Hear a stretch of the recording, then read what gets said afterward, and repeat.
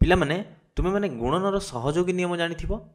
ଏବେ ଏଠି ଦେଖ, ଏଠି ମୋ ପାଖରେ କିଛି ବଲ୍ ଅଛି ଏବଂ ତୁମେ ଯଦି ଗଣିବ ତିନୋଟି ଯାକ ଜାଗାରେ କେତେ ଅଛି, 24ଟା ବଲ୍ ଅଛି। କାହିଁକି? 1 2 3 4 5 6 ଏବଂ 4ଟା ଧାଡ଼ି, ସବୁ ଧାଡ଼ିର କେତେଟା, 6ଟା ଲେଖା ବଲ୍ ଅଛି। ତେଣୁ 6ରେ 4 ଗୁଣିଲେ କେତେ, 24ଟା ବଲ୍ ଅଛି। ଏଠି ବି 24ଟା ବଲ୍ ଅଛି, ଏଠି ବି 24ଟା ବଲ୍, ଏଠି ବି 24ଟା ବଲ୍ ଅଛି। ଏବେ ମୁଁ କ'ଣ କରୁଛି, ଏମାନଙ୍କୁ ଗ୍ରୁପ୍ କରିଦେବି। ଏବେ ଦେଖ, ଏଠି 24ଟାକୁ ମୁଁ କ'ଣ କରିଛି, ଦୁଇଟା ଗ୍ରୁପ୍ କରିଛି। ନୀଳ ରଙ୍ଗର ଦେଖ, ଇଏ ହେଉଛି ଗୋଟେ ଗ୍ରୁପ୍, ଇଏ ହେଉଛି ଆଉ ଗୋଟେ ଗ୍ରୁପ୍। ଏବଂ ପ୍ରଥମ ଗ୍ରୁପ୍ରେ ଦେଖ, ପ୍ରଥମ ଗ୍ରୁପ୍ରେ ଏଠି କେତେଟା ଧାଡ଼ି ଅଛି, 4ଟା ଧାଡ଼ି ଏବଂ ସବୁ ଧାଡ଼ିରେ କେତୋଟି ଲେଖା ବଲ୍ ଅଛି, 3ଟି ବଲ୍। ଏଠି ବି 3ଟି ବଲ୍, ଏଠି ବି 3ଟି ବଲ୍, ଏଠି ବି 3ଟି ବଲ୍, ଏଠି ବି 3ଟି ବଲ୍। ଗୋଟିଏ ଧାଡ଼ିରେ 3ଟି ବଲ୍ ଏବଂ 4ଟା ଧାଡ଼ି ଅଛି। ତେଣୁ 3 ଗୁଣନ 4। ଏବେ ଦ୍ୱିତୀୟ ଗ୍ରୁପ୍ରେ ବି ଦେଖିବ ଯଦି କେତୋଟି ବଲ୍ ଅଛି, 3 ଗୁଣନ 4 ହେବ। କାହିଁକି? କାରଣ 4ଟି ଧାଡ଼ି ଏବଂ ସବୁ ଧାଡ଼ିରେ 3ଟି ଲେଖା ବଲ୍। ଏବେ ମୁଁ ଯଦି ପଚାରିବି ସମୁଦାୟ କେତୋଟି ବଲ୍ ଅଛି ଏଠି, ସମୁଦାୟ କେତୋଟି ବଲ୍ ରହିବ? ଆମେ କେତେଟା ଗ୍ରୁପ୍ କରିଥିଲେ, 2ଟା ଗ୍ରୁପ୍, 1 2। ଏବଂ ପ୍ରଥମ ଗ୍ରୁପ୍ରେ 3 ଗୁଣନ 4, ଦ୍ୱିତୀୟ ଗ୍ରୁପ୍ରେ ବି 3 ଗୁଣନ 4। ତେଣୁ 2ଟା 3 ଗୁଣନ 4। ତେଣୁ କେତୋଟି ବଲ୍ ହେବ ସମୁଦାୟ, 2 ଗୁଣନ 3 ଗୁଣନ 4। ଏବେ ଦ୍ୱିତୀୟ ଚିତ୍ରକୁ ଦେଖିବ ଯଦି, ଏଠି ମୁଁ କ'ଣ କରିଛି, 3ଟି ଗ୍ରୁପ୍ କରିଛି, 1 2 3। ଏବଂ ପ୍ରଥମ ଗ୍ରୁପ୍ରେ ଦେଖ, ଆମ ପାଖରେ କ'ଣ, 4ଟି ଧାଡ଼ି ଅଛି ଏବଂ ସବୁ ଧାଡ଼ିରେ 2ଟି ଲେଖା ବଲ୍ ଅଛି। ତେଣୁ ପ୍ରଥମ ଗ୍ରୁପ୍ରେ କେତେଟା ବଲ୍ ଅଛି, 2 ଗୁଣନ 4। ତେଣୁ ମୁଁ ଲେଖିପାରିବି 2 ଗୁଣନ 4। ସେମିତି ଦ୍ୱିତୀୟ ଗ୍ରୁପ୍ରେ କେତୋଟି ବଲ୍ ଅଛି, 2 ଗୁଣନ 4। ତୃତୀୟ ଗ୍ରୁପ୍ରେ କେତୋଟି ବଲ୍ ଅଛି, 2 ଗୁଣନ 4। ଏଠି ସବୁ ଗ୍ରୁପ୍ରେ କେତୋଟି ବଲ୍ ଅଛି, 2 ଗୁଣନ 4। ଏଠି ପ୍ରଥମ ଗ୍ରୁପ୍ରେ 2 ଗୁଣନ 4, ଦ୍ୱିତୀୟ ଗ୍ରୁପ୍ରେ 2 ଗୁଣନ 4, ତୃତୀୟ ଗ୍ରୁପ୍ରେ ବି 2 ଗୁଣନ 4।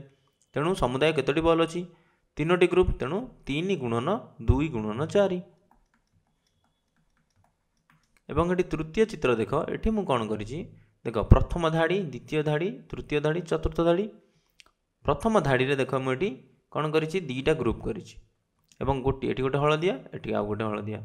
ପ୍ରଥମ ହଳଦିଆରେ କେତୋଟି ବଲ୍ ଅଛି, 3ଟି ଏବଂ ଦ୍ୱିତୀୟ ହଳଦିଆରେ ବି 3ଟି ବଲ୍ ଅଛି। ତେଣୁ ପ୍ରଥମ ଧାଡ଼ିରେ କେତୋଟି ବଲ୍ ହେବ, 2 ଗୁଣନ 3। ଦ୍ୱିତୀୟ ଧାଡ଼ିରେ ବି କେତୋଟି ବଲ୍ ହେବ, 2 ଗୁଣନ 3। ତୃତୀୟ ଧାଡ଼ିରେ ବି କେତୋଟି ବଲ୍ ହେବ, 2 ଗୁଣନ 3 ଏବଂ ଚତୁର୍ଥରେ ବି 2 ଗୁଣନ 3। ଏବେ ଆମ ପାଖରେ କେତୋଟି ଧାଡ଼ି ଅଛି, 4ଟି ଧାଡ଼ି, ସବୁ ଧାଡ଼ିରେ କେତୋଟି ବଲ୍ ଅଛି, 2 ଗୁଣନ 3। ତେଣୁ ସମୁଦାୟ କେତୋଟି ବଲ୍ ହେବ, 4 ଗୁଣନ 2 ଗୁଣନ 3। ଏବେ ପିଲାମାନେ ଦେଖ, ଏଠି ଆମେ କ'ଣ କରିଛେ, 2 3 4 ଏଇ 3ଟି ସଂଖ୍ୟାକୁ ଅଲଗା ଅଲଗା ପ୍ରକାରରେ ଗୁଣିଛେ।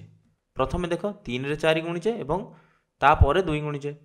ଏଠି ସେମିତି 2ରେ 4 ଗୁଣିଛେ, ତାପରେ 3 ଗୁଣିଛେ। ଏବଂ ତୃତୀୟ ଉଦାହରଣରେ ଆମେ କ'ଣ କରିଛେ, ପ୍ରଥମେ 2 ଏବଂ 3କୁ ଗୁଣିଛେ, ତାପରେ 4 ଗୁଣିଛେ।